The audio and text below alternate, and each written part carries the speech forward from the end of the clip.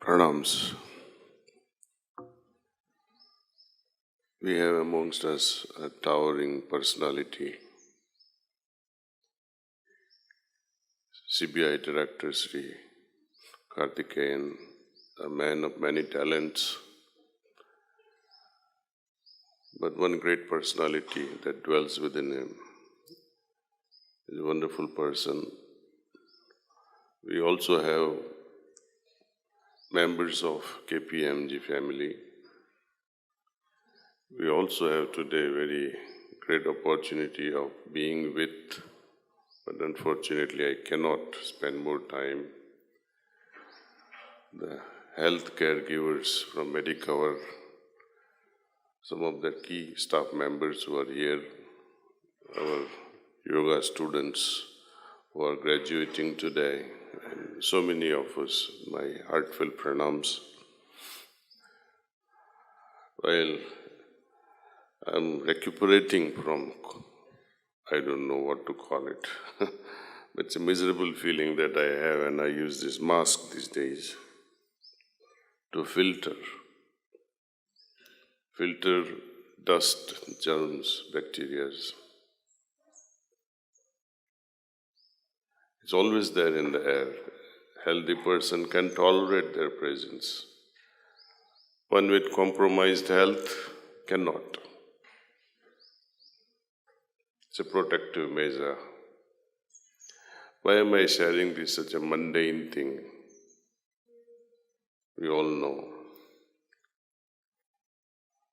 The need to keep filters, not only for breath, but more importantly these days towards what we let things in through our cognitive processes, our thinking apparatus, what we let in and percolate and allow it to sink in the depths of our hearts.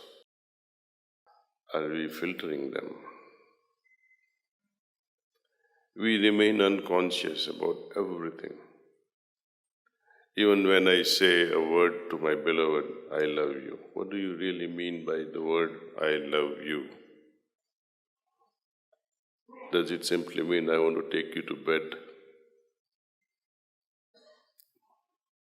Words are spoken without really understanding the implications of those words that triggers the feelings in the heart of a human being. We have lost the values of feelings, and we use words rampantly without understanding the implications. I hate you. Children these days tell their parents, I hate you so much. Do they really understand what they are saying?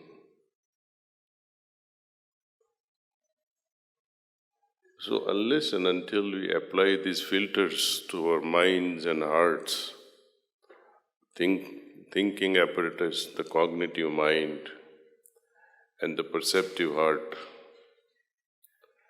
heart's generally responds. But these days, the functions have changed. Hearts begins to react.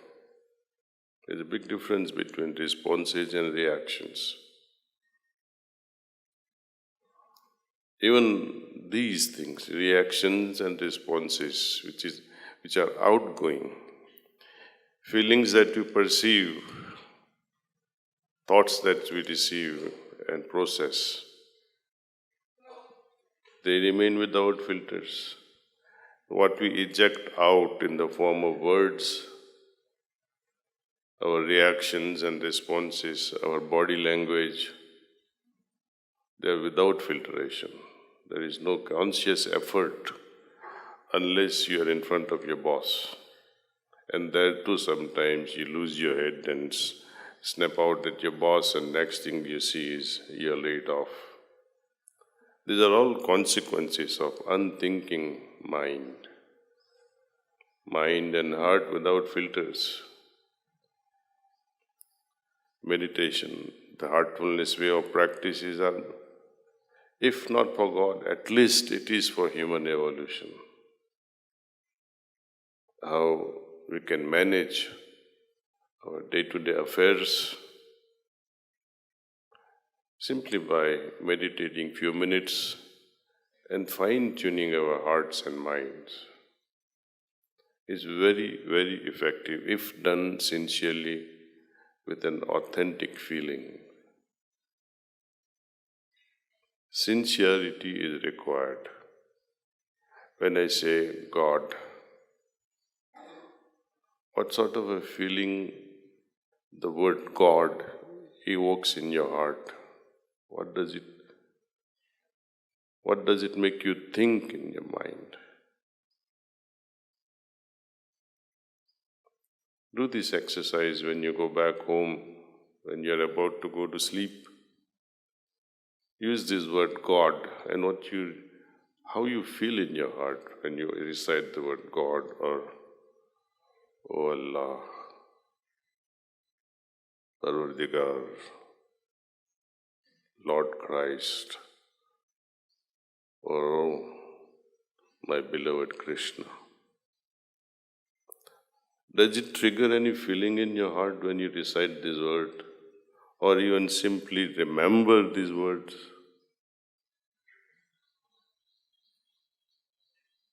If they don't create any feelings or trigger any feelings in your heart, it is like saying, your beloved, I love you, without any meaning to it, without any feelings behind those words.